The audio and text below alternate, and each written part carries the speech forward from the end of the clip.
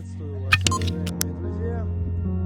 Вот, пожалуйста. Syederulun Presiden Ukraina Volodymyr Zelensky banyak mendapat dukungan dari negara Uni Eropa. Здесь нас шли бои. Baru ini Perdana Menteri Rumania mengunjungi kota Kiev pada Selasa 26 April 2022 untuk membahas sanksi yang akan diberikan kepada Rusia terkait invasi ke Ukraina.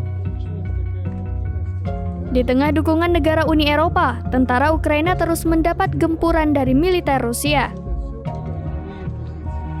Di kota Rubizen, pasukan khusus Chechnya berhasil menggempur pertahanan tentara Ukraina. Disampaikan oleh Apta Alaudinov, mereka mengklaim berhasil merebut wilayah tersebut.